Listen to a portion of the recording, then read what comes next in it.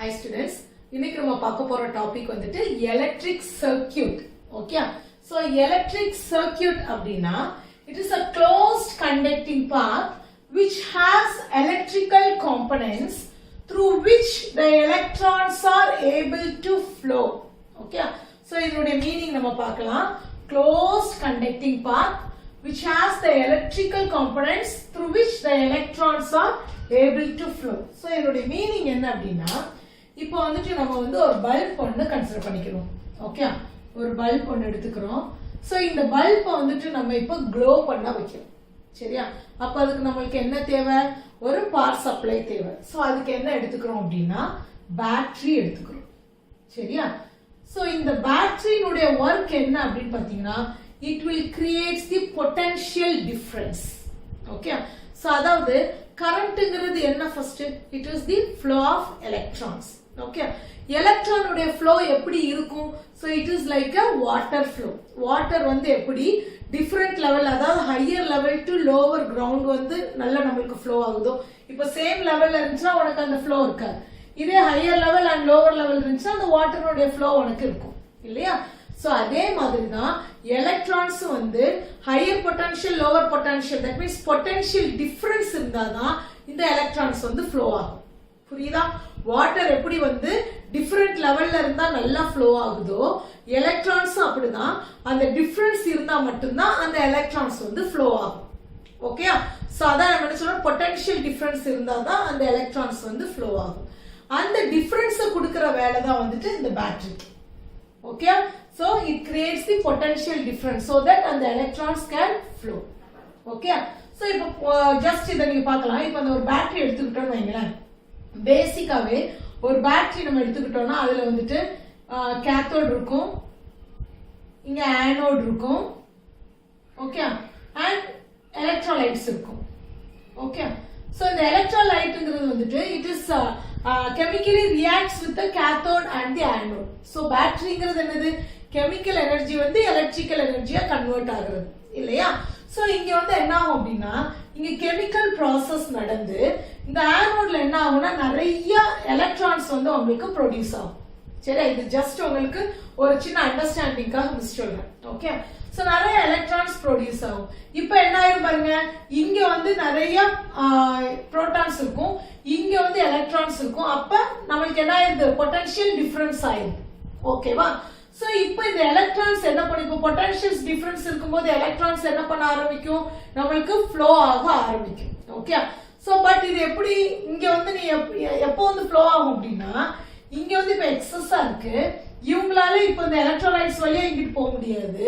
அப்ப என்ன பண்றோம் அப்படின்னா இங்க ஒரு வயரை, ஒரு கண்டக்டிங் வயரை கனெக்ட் பண்ணிட்டீங்கன்னா இந்த எலக்ட்ரான்ஸ் வந்து என்ன பண்ணிரும்? இது வழியா இப்படியே பாஸ் ஆகி இங்க வந்துரும். புரியுதா? சோ இங்க கெமிக்கல் ரியாக்ஷன்ஸ் நடக்குது நம்மளுக்கு. சோ இங்க எக்ஸஸ் ஆஃப் எலக்ட்ரான்ஸ் நம்மளுக்கு நிறைய ப்ரொடியூஸ் ஆகுது. இந்த எலக்ட்ரான்ஸ் வந்து இப்போ ஃப்ளோ ஆகணும்.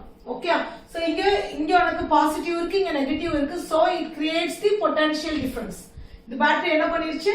பொட்டன்ஷியல் டிஃபரன்ஸை கிரியேட் பண்ணிருச்சு.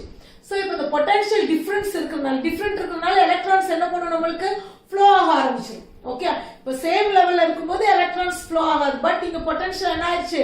டிஃபரன்ஸ் ஆயிடுச்சு. சோ இந்த எலக்ட்ரான்ஸ் வந்து ஃப்ளோ ஆக ஆரம்பிக்கும். சோ நீ ஒரு வயரை கனெக்ட் பண்ணிட்டேன்னா திஸ் எலக்ட்ரான்ஸ் வில் ஃப்ளோ, இப்படியே ஃப்ளோ ஆகி இங்க வந்துடும். ஓகே, சோ இப்போ இந்த ஃப்ளோ ஆஃப் எலக்ட்ரான்ஸ் நம்ம என்னன்னு சொல்லுவோம்? கரண்ட். புரியுதா? சோ இந்த பொட்டன்ஷியல் டிஃபரன்ஸ் கிரியேட் பண்ணும்போது நம்மளுக்கு என்ன ஆகுது? இங்க நம்ம ஒரு கண்டக்டிங் வயர் வைக்கும், இந்த எலக்ட்ரான்ஸ் எல்லாம் நம்மளுக்கு ஃப்ளோ ஆயிருது. இந்த ஃப்ளோ ஆஃப் எலக்ட்ரான்ஸ் தான் நம்ம என்னன்னு சொல்லுவோம் அப்படின்னா கரண்ட் அப்படின்னு சொல்லுவோம். ஓகே, சோ அப்ப இந்த பவர் சப்ளை இருக்கிற இடத்துல நீ இந்த பல்பை கொண்டு வந்து வச்சுட்டேன்னா என்ன ஆயிரும்? உனக்கு இந்த பல்பை இங்க வச்சாச்சுன்னா இந்த பல்ப் வந்து க்ளோ ஆயிரும். பிகாஸ் இங்க எனக்கு என்ன ஆகுது? பவர் சப்ளை ஆயிட்டு இருக்கு. புரியுதா உங்களுக்கு? சோ இதே வந்துட்டு நம்ம இப்போ சிம்பிள்ஸ்ல வரைஞ்சுக்கலாம். இப்போ இவ்வளவு பெரிய பேட்டரி நம்ம வரைய வேண்டாம். சோ இன்ஸ்டெட் நம்ம வந்து இதை எப்படி வரைஞ்சுக்க போறோம் அப்படின்னா சரியா, பேட்டரியை வந்துட்டு இப்படி வரைஞ்சுக்கிறோம். ஏன் மிஸ் வரையலாம்? இங்க பாசிட்டிவ் இங்க நெகட்டிவ் மிஸ் அந்த பேட்டரியில நம்ம வரைஞ்சிருந்தோம் இல்லையா? சோ அந்த பேட்டரியில எக்ஸ்பிளைன் பண்ணும்போது என்ன சொல்லியிருந்தேன்? இங்க கேத்தோட் இங்க ஆனோட்னு சொல்லியிருந்தேன். சோ இங்க பாசிட்டிவ் சொன்னேன், இங்க நெகட்டிவ் சொன்னேன். சோ இதே நம்ம சிம்பிளா நம்ம எப்பவுமே இதை ஃபுல்லா வரைஞ்சிட்டு இருக்க முடியாது இல்லையா? சோ அதனால இத வந்து இதுக்கு ஒரு சிம்பிள் நமக்கு கொடுத்திருக்காங்க. ஓகே, சோ இங்க வந்து பாசிட்டிவா இருக்கணும், இங்க வந்து நெகட்டிவா இருக்கணும். சரியா? இதுல என்ன பண்ணோம், நம்ம இந்த எலக்ட்ரான்ஸ் ஃப்ளோ ஆகிறதுக்கு ஒரு கண்டக்டிங் வயர் ஒன்னு கொடுத்துட்டோம் இல்லையா? சோ அதே மாதிரி இங்க இருந்து நம்ம ஒரு கண்டக்டிங் வயர், ஒரு காப்பர் வயர் வந்து கொடுத்துறோம். ஓகேவா? சோ அப்ப நமக்கு என்ன ஆகுது, எலக்ட்ரான்ஸ் வந்து இப்படி ஃப்ளோ ஆகுது. சரியா? சோ இப்போ இந்த பாத்ல வந்து நம்ம பல்ப் வந்து வச்சிட்டோம்னு வைங்களேன், இந்த பல்ப் என்ன ஆகும், நம்மளுக்கு க்ளோ ஆகும். ஓகே, ஏன்னா நமக்கு என்ன ஆயிட்டு இருக்கு, எலக்ட்ரான்ஸ் இங்க ஃப்ளோ ஆயிட்டு இருக்கு, கரண்ட் ஃப்ளோ ஆயிட்டு இருக்கு. Okay, so the bulb glows. புரியுதா உங்களுக்கு? சோ இந்த கனெக்ஷன் பாருங்க, it must be closed. இது க்ளோஸ்டா இருந்தாதான் இந்த எலக்ட்ரான்ஸ் ஃப்ளோ வந்து இந்த இடத்துல இருக்கும். ஓகே, சப்போஸ் இது வந்து க்ளோஸ்ட் எல்லாம் இந்த இடத்துல இப்படி ஓபனா இருக்குன்னு வச்சுக்கோங்களேன், அப்ப எலக்ட்ரான்ஸ் இங்க உனக்கு ஃப்ளோ ஆகுமா? கண்டிப்பா கிடையாது. உனக்கு க்ளோஸ்ட், ஏன்னா இதனுடைய வேலையே என்ன, இந்த எலக்ட்ரான்ஸ் நம்மளுக்கு இப்படி சுத்தி இங்க வரணும். ஓகே, சோ இது ஓபனா இருந்துச்சுன்னா எலக்ட்ரான்ஸ் நம்மளுக்கு வராது. புரியுதா? So it must be closed. ஓகேவா? சோ இததான் நம்ம என்னன்னு சொல்லுவோம்னா எலக்ட்ரிக் சர்க்யூட். புரியுதா? சோ எலக்ட்ரிக் சர்க்யூட்ங்கிறது க்ளோஸ்ட் கண்டக்டிங் பாத். இது எப்படி இருக்கணும், எனக்கு க்ளோஸ்டா இருக்கணும். இப்போ இங்கே வந்து ஃபிலமெண்ட்ல போய் திரும்ப இப்படி நம்ம வந்துரும். So it must be closed. Okay, so closed conducting path which has electrical components. இங்க நம்ம என்னென்ன எலக்ட்ரிக்கல் காம்போனன்ட்ஸ் வச்சிருக்கோம், பல்ப் வச்சிருக்கோம், பேட்டரி வச்சிருக்கோம், கனெக்டிங் வயர்ஸ் வச்சிருக்கோம். இது என்னது, wires, copper wires. Okay, so இன்னும் நம்மளுக்கு என்னென்ன இந்த இடத்துக்கு என்னென்ன காம்போனன்ட்ஸ் தேவையோ அது எல்லாமே நம்ம இந்த இடத்துல ஜாயின் பண்ணிக்கலாம். Okay, so which has electrical components through which the electrons are able to flow. அத நம்ம பார்த்தோம்ல, so the electrons are flowing here. சரியா? சோ இததான் நம்ம எலக்ட்ரிக் சர்க்யூட் அப்படின்னு சொல்லுவோம். புரியுதா? so it must be closed and conducting path which has the electrical components through which the electrons are able to flow. புரியுதாமே? சர்க்யூட்னா என்னன்னு புரியுதா?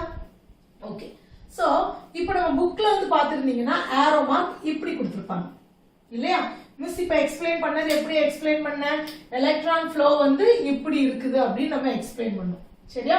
எலக்ட்ரான்ஸ் வந்து இப்படிதான் நமக்கு ஃப்ளோ ஆகுது. இங்க இந்த ஃபிலமெண்ட் வழியா போகிறப்ப இந்த ஃபிலமெண்ட் ஹீட் ஆகி நம்மளுக்கு லைட் ப்ரொடியூஸ் பண்ணுது. சோ இதுதான் அதனுடைய பார்ட். பட் மிஸ் வந்து இதுக்கு முன்னாடி ஒரு ப்ரீவியஸ் வீடியோல உங்களுக்கு சொல்லியிருக்கேன், கன்வென்ஷனல் கரண்ட்னா என்னன்னு சொல்லியிருக்கேன் இல்லையா? சோ இந்த எலக்ட்ரான்ஸ் ஃப்ளோனால தான் கரண்ட் வந்து நம்மளுக்கு எலக்ட்ரான்ஸ் ஃப்ளோ தான் கரண்ட்னு சொல்றோம் அப்படிங்கறத கண்டுபிடிக்கிறதுக்கு முன்னாடி புரோட்டான்ஸ் இந்த சார்ஜ் தான் இங்க இருந்து பாசிட்டிவ் சார்ஜ் தான் மூவ் ஆகுது, சோ அதுதான் கரண்ட் ப்ரொடியூஸ் பண்ணுது முன்னாடி வந்து அஸ்யூம் பண்ணிருந்தேன். ஓகே, சோ அத வச்சுதான் எல்லா தியரியுமே அவங்க கொடுத்திருக்காங்க. ஓகேவா? சோ அத பேஸ் பண்ணி தான் அந்த கரண்ட் நம்ம என்னன்னு சொன்னோம், இந்த பாசிட்டிவ் சார்ஜ் இது மூவ் ஆகுறதுனால வர்ற கரண்ட் அப்படின்னு சொல்றதுக்கு நம்ம என்ன பேர் கொடுத்திருந்தோம், conventional current. Okay, but actually இந்த எலக்ட்ரான்ஸ் தான், எலக்ட்ரான்ஸ் ஃப்ளோவை தான் நம்ம கரண்ட்னு சொல்லுவோம். பட் இத கண்டுபிடிக்கிறதுக்கு முன்னாடி என்ன சொல்லிட்டாங்க, புரோட்டான்ஸ் மூவ் ஆகுறதா வந்துட்டு கரண்ட் அப்படின்னு சொல்லிட்டாங்க. சோ அதுக்கு என்ன நேம் கொடுத்துட்டாங்க, கன்வென்ஷனல் கரண்ட். ஓகேவா? சோ அதனாலதான் புக்ல இன்னமும் நம்மளுக்கு ஆரோ மார்க் இப்படி போட்டிருக்காங்க. சோ தே ஆர் இண்டிகேட்டிங் இங்க இருந்தா நம்மளுக்கு கரண்ட் ஃப்ளோ ஆகுற மாதிரி காட்டுறாங்க. புரியுதா? மீனிங் புரியுதா? ஃபர்ஸ்ட் மிஸ் வந்து உனக்கு இங்கதான் எக்ஸ்பிளைன் பண்ணேன். ஓகேவா? பட் இப்ப நான் எதுக்காக சொல்றேன், நம்ம புக்ஸ்ல எல்லாம் இப்படிதான் கொடுத்திருக்காங்க, கன்ஃபியூஸ் ஆகக்கூடாது. ஓகேவா? சரி, சோ நெக்ஸ்ட் வந்து இதுல இப்ப நம்மளுக்கு இந்த இடத்துக்கு வேற என்னென்ன காம்போனன்ட்ஸ் தேவையோ அதை வந்து நம்ம இதுல சேர்த்துக்கலாம். ஓகே, சோ வேற என்ன காம்போனன்ட்ஸ் சேர்க்கலாம்னு பாருங்களேன். இப்ப இந்த இடத்துல நம்ம வந்து ரெசிஸ்டன்ஸ் சேர்க்கிறோம். ஓகே, சோ இது ஒரு காம்போனன்ட். ஓகே, சோ இங்க வந்து நம்ம நிறைய காம்போனன்ட்ஸ் வந்து நம்ம யூஸ் பண்ணிக்கலாம். ஓகே, ஆனா எல்லாமே நம்மளுக்கு க்ளோஸ்ட் பாத், க்ளோஸ்டா தான் இருக்கு. இங்க ஒரு காம்போனன்ட்ஸ் ஜாயின் பண்ணி இதுல நம்ம கனெக்ட் பண்ணாம விட்டா நம்மளுக்கு waste, because it must be closed. க்ளோஸ்டா இருந்தா அதை நம்ம ஒரு சர்க்யூட் அப்படின்னு சொல்லுவோம். ஓகேவா? சோ இப்போ இந்த காம்போனன்ட் பாருங்க, இது வந்து ரெசிஸ்டன்ஸ். இதனுடைய வேலை என்ன அப்படின்னு பாத்தீங்கன்னா, இப்போ நம்ம வச்சிருக்கிற பவர் வந்து அதிகமா இருக்குன்னு வச்சுக்கோங்களேன், இந்த பவர் எனக்கு அப்படியே போச்சு அப்படின்னா இந்த பல்பை வந்து டேமேஜ் பண்ணிடும். சரியா? சோ அப்ப எனக்கு தேவையான கரண்ட் மட்டும் எனக்கு இங்க போனா போதும், இந்த பல்புக்கு தேவையானது மட்டும் எனக்கு போனா போதும். ஓகே, சோ அப்ப எனக்கு இங்க இருந்து ஃபுல்லா இந்த கரண்ட் எனக்கு ஃபுல்லா இதுக்குள்ள டிராவல் பண்ண கூடாது. சோ அதுக்காக இந்த இடத்துல ஒரு ரெசிஸ்டன்ஸ் வச்சிருக்கோம். ரெசிஸ்டன்ஸ்னாலே தடை. சரியா? ஏதோ ஒரு டிஸ்டர்பன்ஸ் நம்ம அந்த இடத்துல வைக்கிறோம். ஓகே இப்போ ஃபார் எக்ஸாம்பிள் இப்போ வந்து நம்ம ரோட்ல நல்ல ஸ்பீடா போயிட்டு இருக்கோம். ஒரு ஸ்பீட் பிரேக் இருந்தா என்ன பண்ணுவோம், அந்த இடத்துல நம்மளுடைய ஸ்பீடை வந்து நம்ம அந்த இடத்துல ஸ்லோ பண்ணிடுவோம். ஓகே ஏன்னா இந்த பக்கம் வந்து ஸ்கூல் ஜோனா இருக்கலாம் அல்லது முக்கியமான ஜங்ஷனா இருக்கலாம். சோ இந்த இடத்துல நான் இவ்வளவு ஸ்பீட்ல போக கூடாது. ஓகே சோ அதுக்காக என்ன பண்ணிருப்பாங்க, இந்த இடத்துல ஒரு ஸ்பீட் பிரேக். அதே மாதிரிதான் இங்கே. சோ இந்த ஸ்பீட் எனக்கு இங்க வேண்டாம். ஓகேவா சோ இங்க வந்து நம்ம ஒரு ரெசிஸ்டன்ஸ் வச்சுட்டோம் அப்படின்னா this resistance will limit the current. Okay current வந்து என்ன பண்ணிரும், லிமிட் பண்ணிரும். ஓகேவா சரி வேற என்ன காம்போனன்ட்ஸ் நீங்க யூஸ் பண்ணலாம் பாத்தீங்கன்னா கீ யூஸ் பண்ணலாம். ஓகே கீயோட சிம்பிள் வந்து இப்படி இருக்கும். சரியா இந்த கீங்கிறது வேற எதுவும் கிடையாது, சுவிட்ச். நம்ம நார்மலா யூஸ் பண்றோம்ல, நம்ம ஃபேனுக்கு லைட்ஸ்க்குலாம் யூஸ் பண்றோம்ல அந்த சுவிட்ச். சோ இந்த சுவிட்சினுடைய வேலை என்ன, நம்மளுக்கு தேவைன்னா அதை நம்ம ஆன் பண்ணிக்கிறோம், தேவை இல்லைன்னா அதை வந்துட்டு நம்ம ஆஃப் பண்ணிக்கிறோம். ஓகே சோ அதே ஒர்க் தான் இங்கேயும் பண்றாங்க. இப்போ எனக்கு இந்த பல்ப் க்ளோ ஆகணும் அப்படின்னா இந்த சுவிட்சை வந்து நான் வந்துட்டு ஆன்ல வைக்கணும், அதாவது இப்படி இருக்கணும். ஓகே க்ளோஸ் பண்ணி வைக்கணும். சோ இந்த சுவிட்சை நான் க்ளோஸ் பண்றேன் அப்படின்னா என்ன அர்த்தம்னா இந்த சர்க்யூட் எனக்கு க்ளோஸ்டா இருக்குன்னு அர்த்தம்.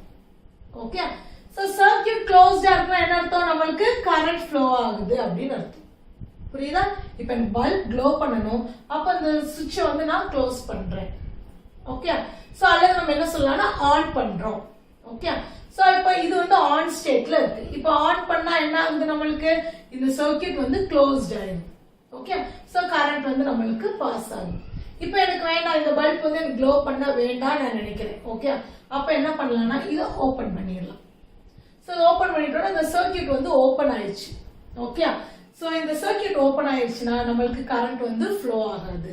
ஏன்னா நம்மளுக்கு க்ளோஸ்டா இருந்தாதான் அது ஒரு கம்ப்ளீட் சர்க்யூட். ஓபன் ஆயிருச்சுன்னா அந்த சர்க்யூட்ல நம்மளுக்கு ஒர்க் நடக்காது. புரியுதா? ஓகே இன்னும் வேற என்னென்ன காம்பனன்ட்ஸ் வைக்கலாம் பாத்தீங்கன்னா அமீட்டர் வைக்கலாம். சோ அமீட்டர்ங்கிறது எதுக்கு அப்படின்னா எவ்வளவு கரண்ட் இங்க டிராவல் பண்ணுது இந்த சர்க்யூட்ல அப்படிங்கறத நம்ம இந்த அமீட்டரை பார்த்து தெரிஞ்சுக்கலாம். ஓகேவா சோ இப்படி என்னென்ன காம்பனன்ட்ஸ் அந்த சர்க்யூட்ல தேவையோ நம்ம இதை ஃபிட் பண்ணிக்கலாம். ஓகே அதுல ஜாயின் பண்ணிக்கலாம். சோ இது எல்லாத்தையும் இப்போ இது எல்லாத்தையுமே நம்ம என்ன சொல்லுவோம், சோ இதெல்லாம் சேர்த்து ஒரு சர்க்யூட்.